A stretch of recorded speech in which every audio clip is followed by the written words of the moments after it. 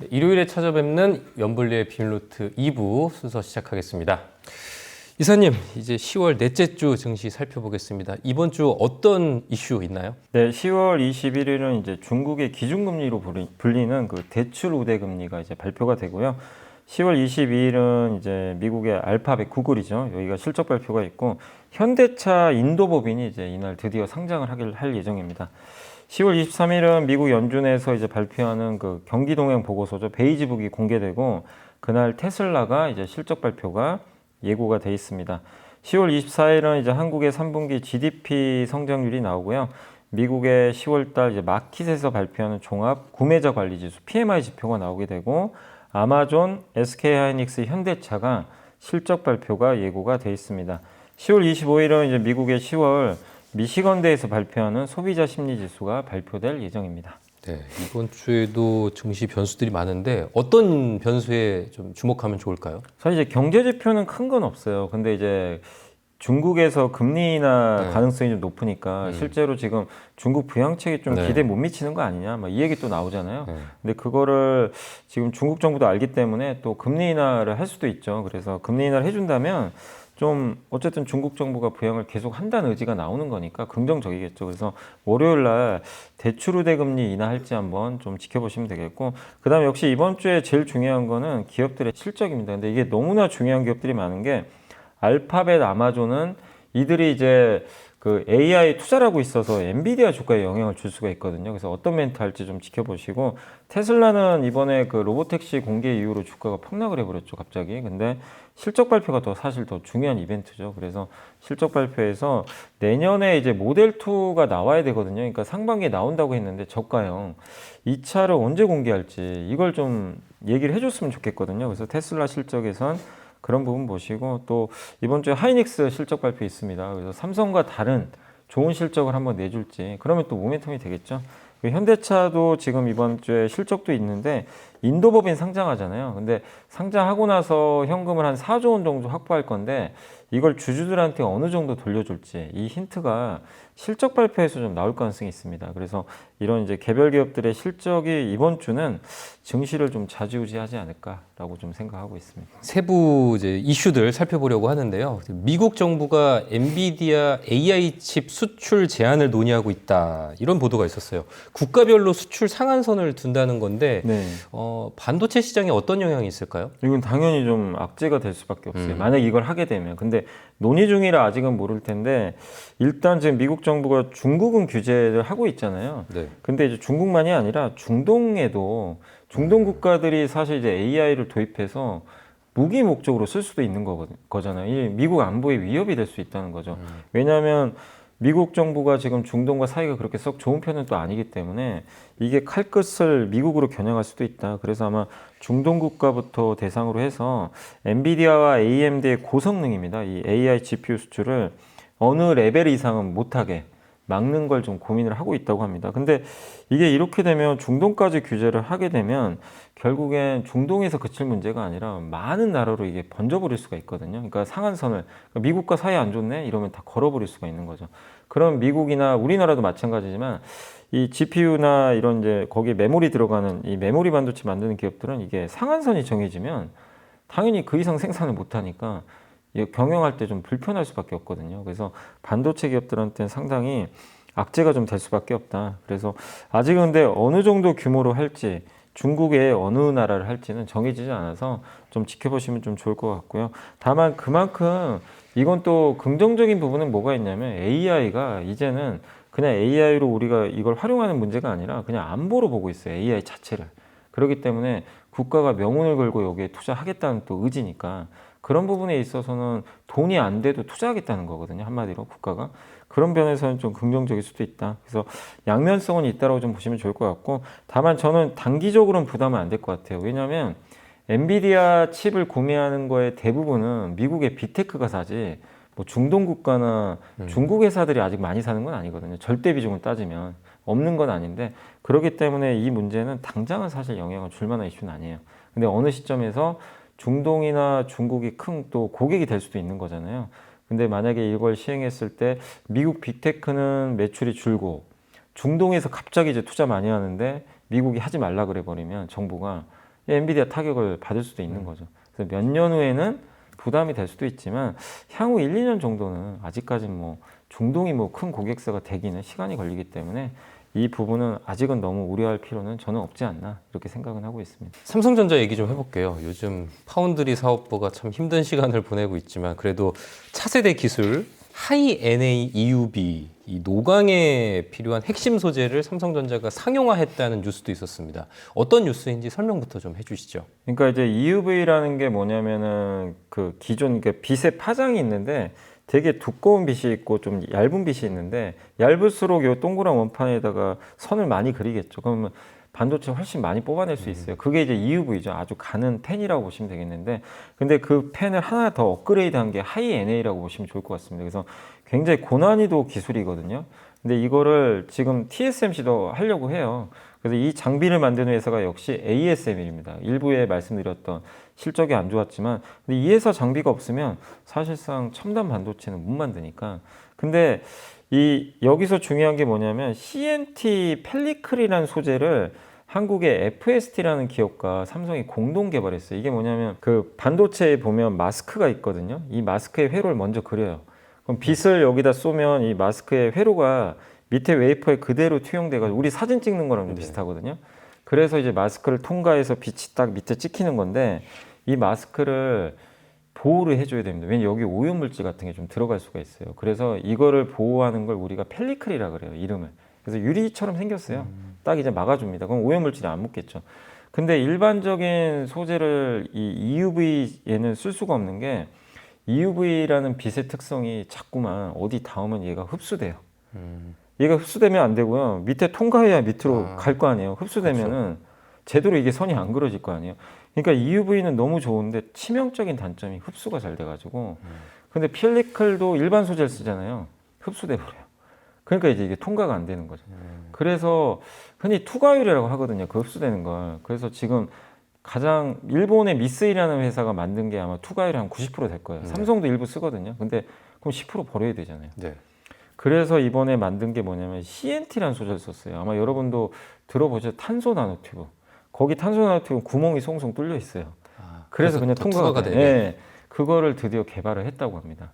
물론 이제 양산까지는 좀 봐야 되지만 이게 투과율이 96까지 나온대요. 그럼 딱 4%만 버리면 되니까 이게 6%가 올라가는 거잖아요. 굉장히 놀라운 기술이죠. 근데 이거를 TSMC도 만들어보고 다 하는데 잘 안 돼요. 네. 너무 어려우니까 소재가. 근데 삼성과 FST가 공동 개발해가지고 이번에 학회에서 자료를 하나 발표했다고 합니다. 그래서 상용화를 하는 거는 조금 더 지켜봐야 되겠지만 개발을 해놨기 때문에 이게 돼서 하이 NA 장비를 이제 앞으로 삼성이 많이 쓰게 되면 TSMC를 또 추격할 발판이 또 만들어질 수도 있는 거거든요. 아니 왜냐하면 아직 TSMC도 이걸 지금 하지 못하고 있으니까. 그래서 삼성이 먼저 앞섰기 때문에 이 부분이 1, 2년 후에는 어떻게 또 작용할지. 왜냐하면 이게 지금은 별거 아닌 것 같지만 삼성이 지금 뼈아픈 게 HBM 좀 등한시하다가 몇 년 전에 지금 이 사단이 나버린 거잖아요. 그때는 몰랐겠죠. 근데 지금 HBM이 대세가 됐으니까 그런 것처럼 이 기술 개발 조금 등한시하다가 정말 1등이 2등 되거든요. 그러니까 지금 삼성도 이런 것들을 계속 좀 잘 개발을 해가지고 한다면 TSMC를 조금이라도 좀 추격하는데 도움이 되지 않을까 이렇게 생각은 하고 있습니다. 예전에 좀 모걸린 스탠리가 좀 반도체 겨울이라는 네, 보고서 때문에 맞아요. 한번 난리가 났었잖아요. 최근 골드만삭스, 시티증권 같은 이제 주요 외국계 증권사들이 메모리 반도체에 긍정적인 의견을 좀 내고 있다고 합니다. 뭐 어떤 이유입니까? 네, 모건스탠리는 상당히 뭐 HBM 특히 거기 공급가에 온다 자꾸 이 얘기를 했는데 골드만삭스랑 시티증권은 정반대 얘기를 하고 있어요. 겨울 아니고 공급가인 가능성 없다. 이렇게 해줬고 특히 이번에 골드만삭스가 아마 해외 투자자를 대상으로 미팅을 했던 것 같은데요. AI 메모리 시장에서 강력한 포지셔닝이 지속되고 있는 하이닉스를 선호한다. 이렇게 언급을 해줬고 삼성도 나쁘게 안 보고 있어요. 왜냐하면 PBR이 한 배까지 떨어져서 밸류에이션 매력이 굉장히 이제 저평가 매력이 커졌다. 이렇게 보고 있고 또 주요 빅테크가 계속 클라우드 투자를 하고 있고 HBM 공급도 계속 늘어나고 있고 예, 그렇기 때문에 근데 HBM 공급은 그러니까 공급은 타이트하죠. 예, 이렇게 아주 많지 않은 상황인데 생산을 해도 수율이 잘 안 되다 보니까 공급이 크게 못 느는 그러면 공급가인 가능성이 높지가 않잖아요. 그래서 HBM 공급 가능성은 희박하다. 그리고 하이닉스를 HBM이 워낙 좋기 때문에 대체적으로 긍정적으로 보고 있는데 삼성전자도 지금 나쁘게 보지 말자는 그런 의견입니다. 왜냐하면 이미 장부가 수준, 그러니까 PBR 한 배까지 거의 떨어졌기 때문에 여기서 나쁘게 볼 상황은 아니다. 다만 주가가 올라가려면 이런 재료가 있어야 되는데 엔비디아 인증을 받아야 되고 또 한 가지가 실적 발표 아마 이제 이번 달 말에 할 거예요. 반도체 설비 투자를 너무 적극적으로 하면 안 돼요. 약간 보수적으로 투자를. 그래야 공급이 안 느는 거니까 그걸 해주고 주주환원을 좀 특별하게 좀 해줬으면 좋겠고 뭐 그런 것들을 좀 발표를 해준다면 촉매제가 될 수 있다라는 시각이니까 삼성에 대해서도 좀 기대감을 갖고 있는 것 같고 시티증권은 25년도에 HBM 공급이 계속 부족해서 공급 대비 수요 비율이 마이너스 5%, 그러니까 공급이 마이너스 5%더 부족한 거죠. 그걸 언급을 해줬는데 기존에는 마이너스 1%로 생각했어요. 공급이 더 부족한 거죠. CT는 확실히 내년 전망을 좋게 보고 있고 그리고 하이닉스가 주요 수혜자가 될 것 같다. 이런 내용입니다. 그래서 모건스탠리랑 결이 좀 다르죠. 그래서 이런 좀 내용들을 본다면 외국계 증권사들에서 좀 의견들은 갈리지만 모건스탠리를 제외하고는 대부분은 좀 낙관적으로 반도체를 바라보고 있다라고 정리를 할 수 있을 것 같습니다. 알겠습니다. 자동차 산업 얘기해 보려고 하는데요. 요즘 미국 대선에서도 이제 중요한 화제잖아요. 네. 근데 전기차 캐즘 때문에 자동차 회사 입장에서도 이거 전략 어떻게 세워야 할지 난감할 것 같은데 일단 주요 자동차 기업들의 친환경차 전략 한번 짚어주시고 네. 우리가 이거 어떻게 받아들여야 하는지 설명 부탁드리겠습니다. 그냥 뭐 결론은 뭐냐면 전기차 포기를 안 해요, 다. 전략을 보면 마치 우리가 얼마 전만 해도 전기차 안 팔리니까 이제 좀 포기하고 내연기관으로 돌아가는 거 아니냐 이런 얘기들도 있었지만 실제 전기차 전략은 유지합니다. 다만 속도가 느려요. 이제 속도가 느려질 수밖에 없죠. 전기차가 많이 팔리는 거랑은 다르기 때문에 그래서 몇 가지 말씀드리면 GM은 2035년까지 100% 전기차로 다 바꿉니다. 그 목표 유지했고 그래서 올해부터 저가형 전기차 이미 내놨고요. 그 다음에 전기 픽업 트럭도 내놓을 텐데 다만 그 전기 픽업 트럭은 시기가 26년 중반으로 좀 연기됐다. 그러니까 역시 뭐 가는 거는 변함은 없는데 속도 둔화는 좀 있다 이렇게 보시면 되겠고 포드도 2030년까지 차량 판매 절반을 전기차로 바꾼다. 이 계획 그대로 유지합니다. 다만 캐즘이 좀 있다 보니까 하이브리드 차로 조금은 이제 더 늘리겠다. 그 캐즘 구간을 극복은 해야 되잖아요. 왜냐하면 전기차만 팔아가지고 돈이 안 되거든요. 그러면 돈을 벌어야 또 투자를 하니까. 그래서 하이브리드로 좀 늘려가겠다. 이렇게 했고 다만 이번에 LG엔솔의 그 지난주였죠. 포드가 LG엔솔과 계약을 맺었잖아요. LG엔솔로부터 배터리를 대규모로 공급받기로 했거든요. 유럽 쪽에서. 그러니까 이 얘기는 뭐냐면 결국 전기차가 온다는 건 알고 있기 때문에 투자는 하겠다는 겁니다. 근데 그 과정에서 돈이 필요하기 때문에 하이브리드로 좀 일부는 가겠다. 스텔란티스도 2030년까지 유럽 차는 100%, 미국 승용차는 50%를 전기차로 바꾸겠다. 이런 목표를 계속 언급을 해주고 있고 현대차 그룹이야 계속 투자하죠. 뭐 아시겠지만 수소차까지도 계속 병행해서 하는 것 같고 토요타는 2030년까지 350만 대 전기차 판매 목표, 폭스바겐은 유럽에서 2030년까지 전기차를 70% 판매하겠다. 그러니까 전체 차 중에요. BMW는 내년에 12개나 되는 순수 전기차 모델을 내놓겠다고 했어요. 혼다도 뭐 비슷하게 지금 2030년 연간 200만 대 전기차 생산. 그러니까 이 굵직한 회사들은 결국 다 똑같은 얘기를 합니다. 전기차 옵니다. 오는데 속도가 좀 느리니까 일부는 좀 하이브리드로 좀 가고 좀 천천히 하겠다. 다만 저번에 포드의 어떤 LG엔솔에 대한 이제 수주권이라든가 또 벤츠도 LG엔솔로부터 이제 배터리 공급 받겠다고 공시를 냈잖아요. 이제 그런 것처럼 결국 방향성은 바뀌지 않았기 때문에 혹시 2차 전지 갖고 계신 분들은 좀 느린다 하더라도 그 방향은 맞으니까 좀 중장기로 지금 좀 바라보시면 좋겠고 그리고 결국 이 전기차를 잘 대응한 기업이 결국 승자가 되겠죠. 어느 시점에서. 그게 누가 될지 아직은 모르지만 어쨌든 전기차 쪽에서 테슬라가 제일 앞서가지만 현대차가 2위 정도는 되거든요. 지금. 그래서 현대차가 더 분발만 하면 전기차 시대가 왔을 때는 어쨌든 다른 완성차보다 좀 우위에 있을 가능성은 더 높을 수 있는 그런 어떤 의미가 있지 않을까라고 생각은 하고 있습니다. 네. 또 미국 대선 지나고 나면 또 계획이나 목표 같은 것들이 더 명확해지지 않을까 맞습니다. 또 생각을 또 하고 있습니다.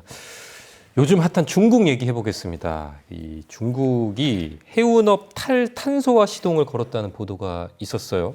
뭐 외국 해운사에 이제 탄소 배출량 보고를 요청했다고 하는데요. 이거 배경은 뭐고 좀 조선주에 어떤 영향 끼칠까요? 일단 이게 조선주에는 상당히 좋을 수밖에 없어요. 왜냐하면 중국으로 가는 배들이 어마어마하잖아요. 이 배들이 사실 뭐 규제가 있는 건 딱히 아니거든요. 유럽은 실제 규제를 해요. 탄소 배출 규제를 좀 하는데 이제 중국 같은 경우는 규제가 그렇게 좀 아직은 설정되지는 좀 않았다 보니까 중국으로 들어가는 배들은 이제 탄소 배출이 많을 수밖에 없죠. 근데 갑자기 중국에서 이건 실제 중국 교통부에서 일부 항구에 그렇게 통보를 했대요. 조사를 좀 해봐라. 탄소 배출량 얼마나 되냐. 왜냐하면 지금 국제 해사 기구가 있거든요. IMO가 거기서 이제 본격적으로 해운 규제를 들어갔죠. 탄소 배출 많이 하면 등급 매겨가지고 이제 운항 못하게 하겠다. 근데 그게 시행이 되면 중국이라고 자유로울 수가 없거든요.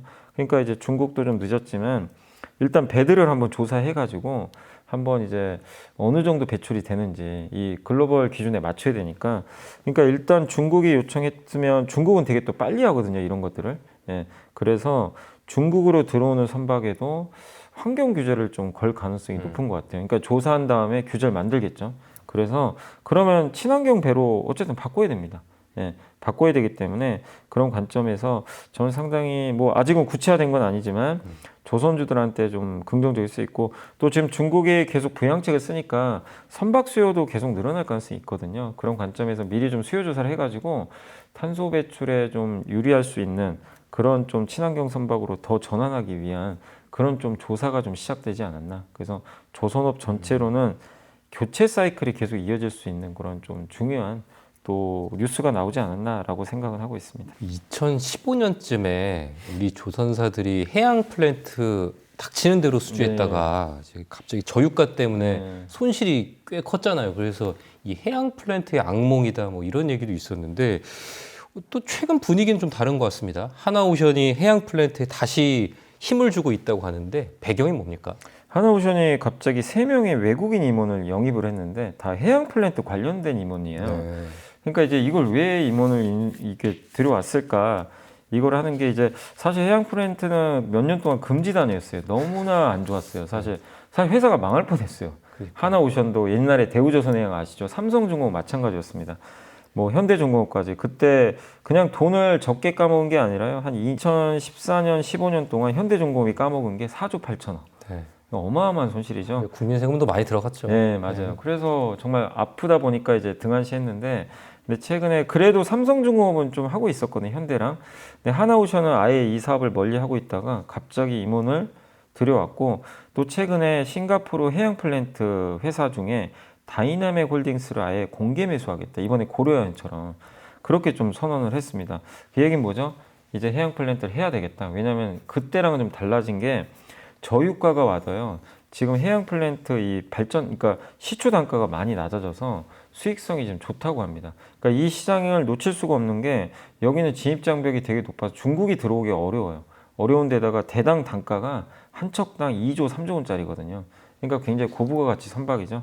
그래서 이 하나오션 입장에서도 이 시장을 옛날 과거 트라우마 때문에 포기하기는 이제 너무 아깝다는 거죠. 그리고 지금 에너지 전환 시대잖아요. 제일 중요한 게 요즘에 LNG입니다. 천연가스 같은 거. 이 천연가스로 발전소를 돌려야 되는데 바다에서 시추해서 LNG로 바꾼 다음에 선박에 넣어가지고 미국이나 아니면 저기 중동이라든가 여러 국가에 보낼 수가 있거든요. 거기서 핵심 선박이 FLNG예요. FLNG는 바다에서 어쨌든 시추한 천연가스를 그걸 바로 액화시켜가지고 배에 실어버릴 수가 있거든요. 그걸 해주는 장치죠. 그래서 이게 단가가 3조 원 가까이 되니까 이 시장을 포기하면 안 되겠다라고 생각을 한 것 같습니다. 그래서 뭐 아직은 트라우마가 물론 완전히 가시진 않았지만 뭐 하나오션 입장에서는 또 새로운 먹거리로 보고 이 시장에 또 뛰어들었다라고 보시면 되겠고 여기 관련된 또 기자재 산업들도 또 커질 수 있으니까 여러분들이 한번 보시면 되고 대표적인 게 해양 플랜트 쪽과 관련된 거는 기자재 쪽에서는 피팅 있죠. 이 파이프 연결하는 거 그쪽이 좀 연결돼 있으니까 그런 부분도 염두에 두시면 좋겠습니다. 얼마 전 열린 이제 아마존 가을 프라임데이에서 우리 화장품들이 매출 상위권을 기록을 했다고 합니다. 요즘 화장품 주가가 한때 많이 오르다가 최근 좀 주춤한데 앞으로 화장품주는 어떻게 보세요? 일단 주가랑은 별개로 성장은 계속 이어지는 것 같아요. 그러니까 아마존이 세계 최대 그 어떻게 보면 상거래 플랫폼인데 거기에 화장품 1등부터 한국이 대부분 차지해요. 놀라운 일이죠. 그러니까 옛날에는 우리가 중국에서 옛날에는 몇 년 전에는요. 중국에서 뭐 징둥닷컴이나 뭐 징둥데이나 아니면 여러 가지 중국 쪽에서 나오는 그런 이벤트들이 있을 때 우리 뭐 강군제죠. 강군제 같은 데서 항상 순위 보죠. 거기 한국이 들어갔나 안 들어갔나. 근데 요즘에는 아마존을 봐요. 미국 기업이다 보니까. 그래서 아마존이 2번 프라임데이를 하거든요. 근데 이번에 2번 했는데 두 번 다 상위권에 다 한국이 1위부터 4위까지 싹쓸이를 했습니다. 그만큼 한국의 위상이 커진 거고 일회성은 절대 아니다. 근데 그렇게 될 수밖에 없었던 게 아마존에서 이번에 컨퍼런스를 했거든요. 거기서 나와서 한 이제 임원이 했던 얘기는 뭐냐면 왜 K뷰티가 성공했을까? 그걸 이제 얘기를 해줬어요.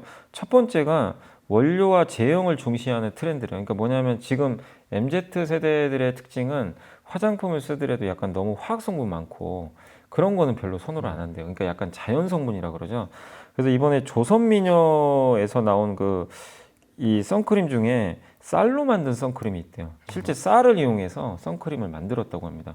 그러니까 이제 쌀이라는 건 우리가 거부감 있는 소재는 아니잖아요, 사실은. 친환경적인 소재이기 때문에 이걸로 히트를 쳤고 또 한 가지가 연구개발 기반 경험의 혁신인데 우리나라 기업 중에 바이오던스가 만든 그 마스크 있잖아요. 마스크 중에 하이드로겔 콜라겐 마스크라고 있는데 이게 마스크를 쓰면 하얗잖아요. 그냥 네. 처음에 몇 시간이 지나면 피부가 다 보여요. 이게 다 흡수가 돼가지고 그게 보이는 거예요. 그럼 이제 사람이 딱 봤을 때 야 이거 내 피부에 다 흡수됐구나. 이게 명확히 보이잖아요. 이거를 이제 가지고 히트를 쳤다고 합니다. 그러니까 이것도 혁신이죠 어떻게 보면. 이런 걸 만들어냈고 또 한 가지가 바이럴 입소문. SNS에서 우리 한국 화장품 좋다 막 입소문이 나니까 이 세 가지로 K뷰티가 성공했고 그래서 한국의 브랜드 가치가 올라가는 걸 보면 이거 절대 일회성 아니다. 이렇게 봐야 될 것 같고 이걸 가능하게 해주는 게 뒤에 누가 있죠? 화장품 ODM들이. 우리나라가 세계 1등이잖아요. 화장품 ODM. 그래서 화장품 ODM 또 화장품 용기 만드는 회사 아주 이쁘게 용기도 잘 만들어주고 이런 것들이 밸류체인이 워낙 잘 갖춰져 있어서 한국의 인디뷰티의 그 대세적인 흐름은 장기간 좀 지속될 수 있다라는 그런 좀 분위기로 보시면 좋겠고 그래서 주가 안 좋다고 뭐 너무 스트레스 받지 마시고 우리가 두려워해야 될 거는 한국의 화장품의 인기가 이제 없어지는 거죠. 예. 근데 아직까진 그런 징후는 없기 때문에 여전히 화장품은 긍정적으로 보셔도 좀 좋을 것 같습니다. 요즘 흐름이 좋은 게 건설주잖아요. 네. 최근 1, 2년 동안에는 그 PF 문제 때문에 별로 건설주가 투자 심리가 안 좋았는데 그 전망 어떻게 보세요? 건설주들도 물론 지금 뭐 건설주가 바로 가긴 좀 어렵겠죠. 아직은 뭐 이 우리나라 좀 물론 서울 쪽 주택은 괜찮지만 지방 쪽은 아직도 좀 미분양들이 있기 때문에 그러나 최악은 이제 지나갔다는 평가가 많은 것 같아요. 왜냐하면 이제 첫 번째가 실적 측면에서 제일 괴롭혔던 게 공사비가 많이 올라갔어요. 그렇죠. 뭐 아시지만 21년도에 그 원가율이 한 86% 됐다고 하는데 22년도는 90%, 23년에는 93%까지 올라갔다고 합니다. 근데 이번에 2분기에 원가율이 92%로 드디어 좀 멈췄어요. 이제 더 이상 원가율이 이제 공사비가 그만큼 이제 안정화돼가고 있는 거죠. 예, 그래서 원가가 안정화되면 결국 마진이 증가하니까 건설업종의 실적은 개선될 가능성이 좀 높아졌다. 이렇게 보시면 되겠고 또 몸을 사렸던 건설사들이 적극적으로 수주도 하고 있대요. 금리가 이제 떨어지고 있기 때문에 그런 관점에서 내년도를 좀 대비해서 부동산 업황 좀 나아지지 않겠냐라는 그런 이제 생각에서 7월까지 주거용 건축 수주액이 작년보다 13.4%나 증가를 했다고 합니다. 그래서 이런 걸 보면 이제 최악은 좀 건설업종은 좀 지나가고 있다. 그러면 사실 이런 부분도 투자 포인트가 좀 될 수 있겠죠. 그리고 서울이 지금 제일 관건이 재건축이잖아요. 재건축을 지금 정부가 적극적으로 하려고 하는데 재건축의 최대 문제가 이게 시간이 너무 오래 걸리잖아요. 이 정비구역하고 승인받는데 그래서 이번에 서울시가 신속통합기획이라 그래서 재건축 정비구역 지정을 이게 원래 5년 걸리는데 이거 하면 2년으로 단축되잖아요. 그러면 재건축이 빨라지면 제일 좋을 회사는 당연히 건설사죠. 그걸 수주받아서 빨리 만들면 현금이 들어오기 때문에 그래서 이런 정부의 정책들도 건설주들한테 좀 좋을 것 같습니다. 그래서 대형 건설주 내년에는 올해보다는 내년을 좀 좋게 보는 것 같아요. 그래서 턴어라운드 기대감도 높고 그리고 이렇게 건설 수요가 늘어나면 건자재도 당연히 좋을 수 있으니까 한번 이 건설과 건자재 쪽은 지금 뭐 답답한 좀 주가는 이어지고 있지만 내년을 본다면 한번 우리 또 한번 좀 관심을 가져볼 만한 그런 섹터라고 생각을 하고 있습니다. 정부에서도 국회도 그렇고 이제 법령도 고쳐서 일기 네. 신도시 재건축도 속도를 낸다고 네. 하니까 좀 기대해 볼 만하겠네요. 연불리의 비밀노트 마지막 순서죠. 여미사님이 선정한 이번 주의 보고서 어떤 내용입니까? 네, 안 그래도 이제 스페이스X 이슈가 좀 커서 지난주에 보고서가 나왔던 건데요. 신한투자증권의 명지훈, 허성규, 이동원, 이지한 연구원님이 우리는 돈을 찾을 것이다. 늘 그랬듯이. 그러니까 우주항공에 대한 이제 아주 긴 보고서인데 그냥 간단히만 말씀드리면 스페이스X가 3일에 한 번씩 로켓을 발사하고 있고요. 저궤도에 올린 7,000개의 자체 위성으로 지금 스타링크죠. 위성 인터넷. 이걸 쓰는 사람이 400만 명 쓰고 있는데 어쨌든 이걸로 어쨌든 수익을 좀 내고 있기 때문에 계속해서 사업은 좀 성과를 낼 것 같고 근데 왜 이렇게 부자들이 예를 들면 지금 일론 머스크도 그렇고 아마존의 제프 베이조스도 그렇고 많은 부자들이 우주에 이렇게 관심을 많이 가질까? 결국 우주가 돈이 되기 때문입니다. 아까 말씀드린 위성 인터넷을 통해서 돈을 벌 수도 있고 이 달에는 히토류가 되게 많다고 하더라고요. 그래서 헬륨3라고 하는데 이거 1톤만 있어도 원유 5천만 배럴 에너지가 창출 가능한데 이게 달에 있다는 거죠. 그러니까 히토류가 정말 많기 때문에 자원의 보고로 활용할 수가 있고 또 위성통신이 우리가 이제 인터넷을 할 수도 있겠지만 러시아 우크라이나 전쟁에서 정말 큰 역할을 했죠. 예, 러시아를 이제 다 관측할 수 있었기 때문에 위성에 대한 이제 중요성도 커질 수밖에 없다. 그래서 이런 부분들이 이제 겹치면서 우주가 실제 돈이 되고 있기 때문에 투자를 하고 있다. 라고 봐주시면 좋을 것 같고 그래서 우주투자 공략법이라고 나왔는데 다만 이걸로 지금 제대로 돈 버는 기업은 진짜 극소수잖아요. 많지가 않기 때문에 현재 발사체부터 위성까지 모든 걸 수직 계열하는 업체는 사실 스페이스X 같은 선도 업체 빼고는 거의 없는 상황이거든요. 그래서 후발주자들이 쫓아가기는 사실 좀 만만치는 않아요. 발사체 비용도 비싸죠. 그래서 결국 발사체 비용이 최근에 낮아지고는 있지만 이거를 선점한 스페이스X가 사실은 굉장히 좀 유리한 그런 좀 국면인 것 같고요. 근데 우리나라로 이게 돌아오면 그 안에서 좀 돈 벌 수 있는 기업을 찾는다면 그래도 한국에도 발사체 만드는 기업이 있거든요. 왜냐하면 발사를 해야만 인공위성을 띄우는 거니까. 그래서 스페이스X만 하는 건 아니니까 발사체 업체 또 그 위성 중에서는 방산 목적의 수요가 좀 제일 많을 것 같아요. 그래서 방산 목적의 관측 이성을 제조하는 기업 그리고 그걸 통해서 데이터를 판매하는 회사 위성통신을 납품하는 업체들 이런 것과 관련된 기업들을 좀 유망 종목으로 꼽아주셨고 그래서 탑픽은 관련돼서 인공위성을 만드는 회사가 우리나라에서 세트레가이라는 회사가 있어요. 이걸 꼽아주셨고 또 탑픽으로 HVM인데 HVM은 뭐냐면 그 발사체 특수화금 같은 거 들어가잖아요. 소재가 그런 소재를 만드는 기업이고 관심 종목으로는 인텔리안 테크인데 이 회사는 안테나를 만드는 회사입니다. 그러니까 인공위성에서 신호받아서 그걸 이제 전달해주는 안테나를 이제 전문적으로 만드는 기업인데 요 인텔리언 테크까지 관심주로 꼽아주셨으니까 한번 우주항공주도 좀 부진했지만 한번 공부해 보시는 것도 좋을 것 같습니다. 네, 이번 주에 보고서까지 봤고요. 이번 일요일 기온이 많이 떨어질 것 같다고 합니다. 저랑 우리 여미사님도 감기 기운이 있어서 녹화 중에 계속 훌쩍거리면서 했는데 구독자분들도 건강관리 조심하셨으면 좋겠습니다. 저희는 여기서 인사를 드리도록 하겠습니다. 여미사님 고생 많으셨습니다. 네, 감사합니다.